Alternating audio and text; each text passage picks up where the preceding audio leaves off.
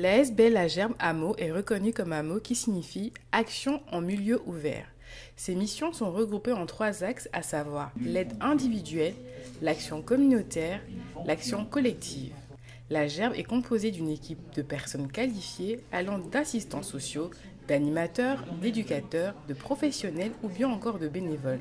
La Gerbe propose une école de devoirs pour les jeunes de primaire. À la soirée, donc c'est à la soirée que tu dois remplacer par les autres. Donc on dira Jean-Élise.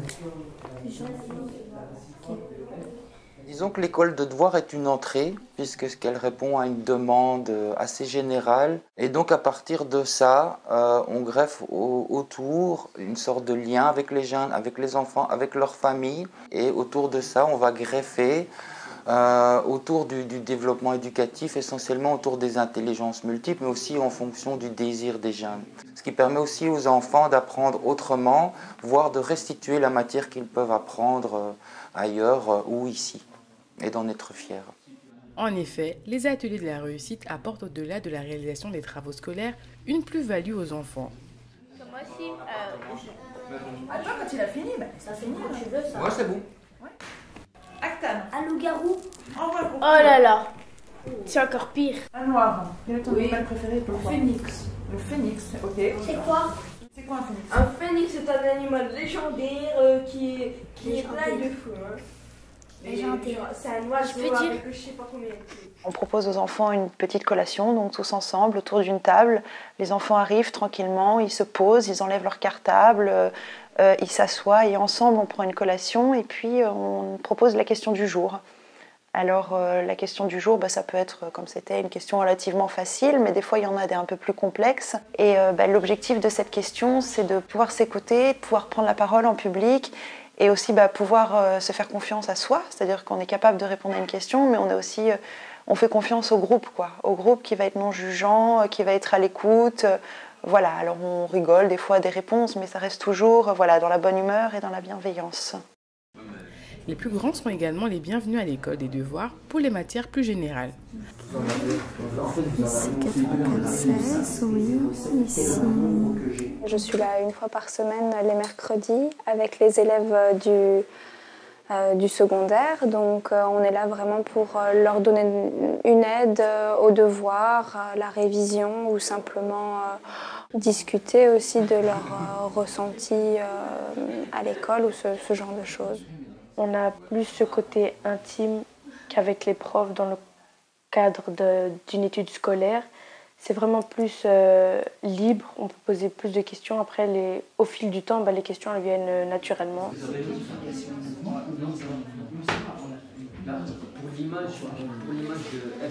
On arrive, ils ne nous connaissent pas, c'est pas si évident de poser des questions. Donc oui, il y a vraiment un lien de confiance qui, moi, s'est pas créé directement. J'étais aussi impressionnée qu'eux, on va dire. Donc voilà, de part et d'autre, il y a quand même une relation à créer. Ils sont très présents pour les enfants, que ce soit au niveau scolaire, au niveau activité, que ce soit sorties aussi, beaucoup de sorties théâtrales, cinéma. C'est un deuxième foyer pour eux, la vérité. Je préfère qu'ils soient ici qu'ailleurs. L'espace Cyberhameau est un espace informatique accessible aux enfants et aux jeunes inscrits à l'école de devoirs.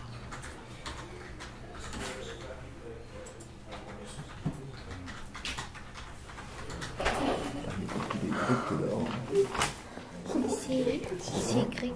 Il y a eu aussi, depuis l'année passée, une demande de la part des mamans, des enfants qui sont à l'école des devoirs primaires. Et cette demande de la part des mamans, ça a été de pouvoir avoir un endroit où elles pouvaient commencer à pratiquer le français. Ça a eu du succès, elles viennent régulièrement le mercredi matin, ça ne dure que 2 heures, donc c'est assez léger dans leur horaire très compliqué. Et elles font ça avec beaucoup de plaisir et on voit les résultats cette année. Ce qui est très chouette en fait dans cet atelier de français, c'est vraiment un atelier où des mamans sont là et apprennent les bases de la langue française dans l'idée première de pouvoir aider leurs enfants. Aller à l'école, rencontrer l'instit, pas avoir peur de parler à l'instit, pas avoir peur de poser des questions, pouvoir lire le journal de classe. Donc c'est vraiment autour d'un vocabulaire très basique. Ces mamans, en fait, elles sont très fières de pouvoir progresser. Et ce qui est très chouette aussi, c'est que leurs enfants, donc qui sont ceux de l'école des devoirs, sont très fiers. J'ai été le lien entre les mamans et la Gerbe, parce que comme elles ont des difficultés en français, elles ont eu peur de venir toquer à la Gerbe pour ces cours. Donc j'ai été un peu L'intermédiaire, c'est qu'il les a ramenées ici pour qu'elles puissent se sentir plus à l'aise. Mais maintenant, elles n'ont plus besoin de moi. Elles se débrouillent très bien. On essaie d'avoir des autres mamans parce que c'est un petit groupe, on essaie de s'agrandir.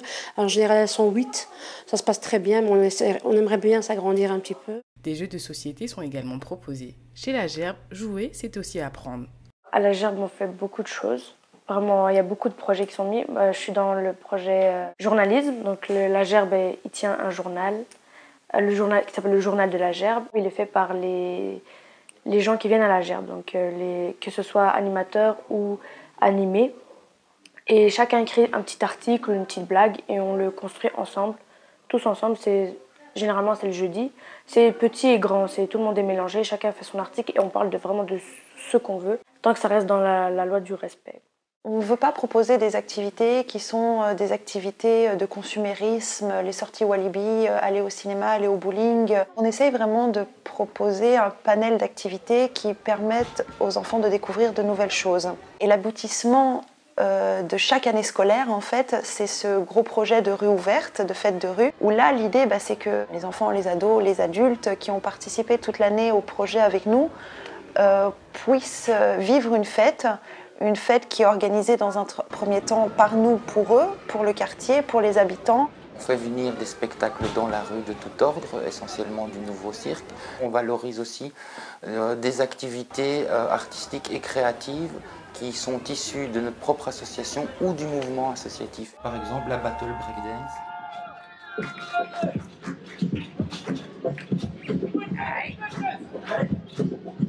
L'atelier breakdance s'adresse aux jeunes de 10 à 16 ans. C'est une occasion pour eux de découvrir l'univers du breakdance, de se défouler à travers une activité anti-stress donnée par les animateurs et de se créer ainsi une image positive de soi.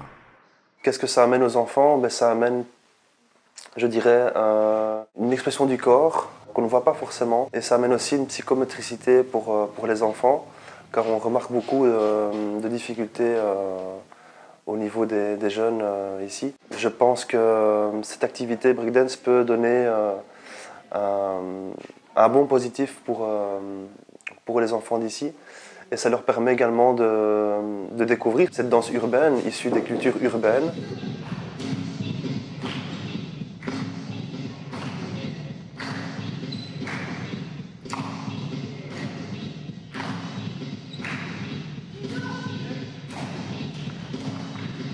Avec les enfants, sur l'année, on essaye aussi, via le cours des breaks, des ateliers de danse, de faire des spectacles, de faire des représentations avec les groupes d'enfants à des événements que la commune de Schaerbeek organise ou que nous, on trouve et on va sur les lieux pour faire une petite représentation. Voilà, moi je suis là pour leur donner un coup de main et leur faire découvrir tout ça en bon uniforme.